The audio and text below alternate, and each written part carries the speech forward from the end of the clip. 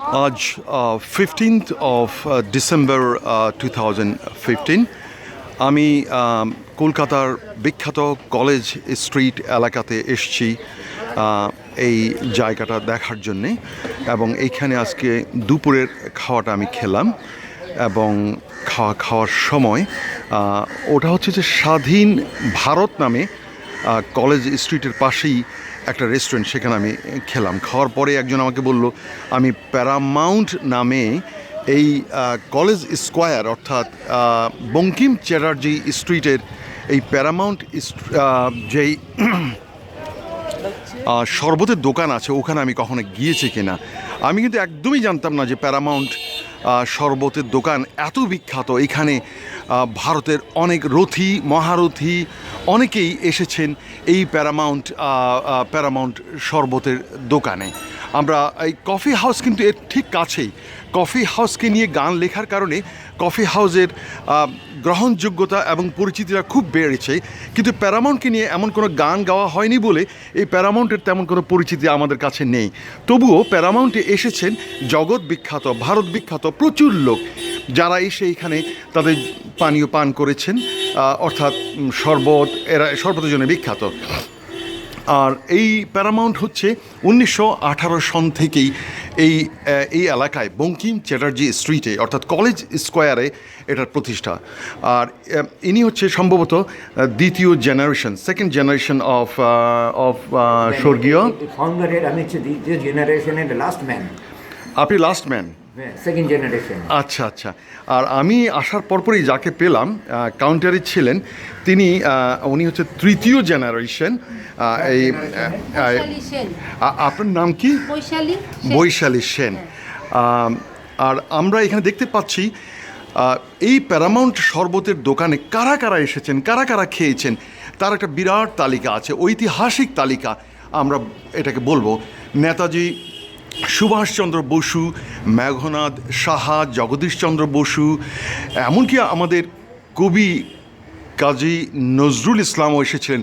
আর তসলিমা নাসরিনকেও দেখা যাচ্ছে এইখানটায়, তসলিমা নাসরিন। আর এইখানে আমি ওনাকে কয়েকটা প্রশ্ন করছি।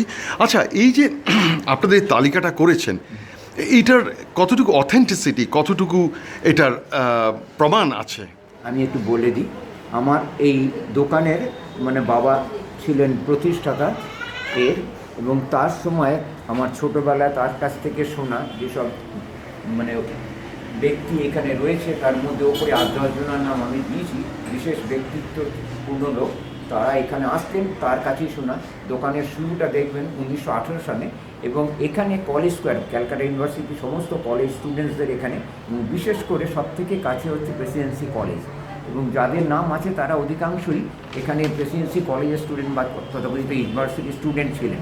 আর মোর ওভার একটু বলি, এই দোকানটা যখন শুরু হয় প্যারামাউন্ট, এখন এটার নাম, শুরুতে এটা ছিল প্যারাডাইস। আর একটু ইতিহাসটা বলি, এখানে ছিল বিপ্লবীদের অনুশীলন সমিতি, বরিশালের যে অনুশীলন সমিতি তার গোপন ডেরাটা ছিল এখানে শুরুতে, এবং যার জন্যই বিপ্লবী নেতাজি সুভাষচন্দ্র বোস বলুন, কাজী নজরুল ইসলাম, মেঘনাদ শাহ বা আচার্য প্রফুল্লচন্দ্র পুলিবিহারী দাস থেকে এদের সবারই এখানে যাতায়াতটা ছিল। ওই কারণে তখন শরবতটা আসল ছিল না, শরবতটাকে সামনে রেখে বিপ্লবীদের এখানে আনাগোনা বা মিটিং প্লেস বা না যা কিছু এখানে কাজকর্ম চলত। দর্শকবৃন্দ, আপনারা নিশ্চয়ই বুঝতে পারছেন এই যে এইটার ঐতিহাসিক যে ভিত্তি, সেই ভিত্তি সম্পর্কে এখানকার তৃতীয় জেনারেশনের তিনি বলে গেলেন। সুতরাং এটা কোনো দালিলিক প্রমাণ না থাকলেও এই ঐতিহাসিক যে প্রমাণটা সেটা মিলছে, তাদের বংশ পরম্পরা বলে যাওয়া কথাগুলো তারা ধরে রেখেছেন। কারা এসেছেন, কারা খেয়ে গেছেন এই প্যারামাউন্ট শরবতের দোকানে। আমি এসেছি অস্ট্রেলিয়ার সিডনি থেকে। আমি আশা করি অস্ট্রেলিয়া থেকে যারা আসবেন, কলকাতায় বেড়াতে আসবেন, তারা অবশ্যই এই Bankim Chatterjee street, college square কলকাতায় অবশ্যই আসবেন। কফি হাউস, আমি আবারও বলছি, কফি হাউস গানের কারণে, আর তার চেয়েও বড় কারণ হচ্ছে নাম করা কিংবদন্তির শিল্পী মান্না দে গাওয়াতে সেই কফি হাউস প্রতিষ্ঠা পেয়েছে, সবার মনে দাগ কেটেছে। কিন্তু প্যারামাউন্ট শরবত, আশা করি প্যারামাউন্ট শরবতকে নিয়েও অনেক সাহিত্যিক কবিরাও ভবিষ্যতে লিখবেন, এবং যদি লিখেছেন অবশ্য আমরা জানি না, তবে এই নিয়ে যদি যাদের আমি এখানে দেখেছি তাদের অধিকাংশ নাম 8-10 জন বাদ দিয়ে সবাইকে আমার এখানে চাক্ষুষ দেখা, তাদের নামগুলোই আমি দিয়েছি। আমার জীবনে এই 71 বছর বয়সের অভিজ্ঞতায় মানে আমার চাক্ষুষ দেখা সেই নামগুলো আমি এখানে দিয়েছি এবং 90% এদের দেখা আমার এখানে, তাদের নামগুলো দিয়েছি। তার ভেতরে অনেকের নাম বাদ আছে বলে অনেক অভিযোগ আসে, সেগুলো নেক্সট টাইম আমি সংযোজন করব।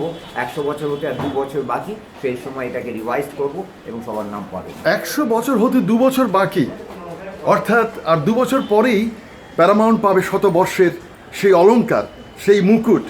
আশা করি সেই 2017 সনে আমি বনি আমিন সিডনি থেকে এই প্যারামাউন্টে অবশ্যই আবার আসবো। Thank you very much for listening to this video. This is Bonnie Amin from College Square, Calcutta, India. Thanks.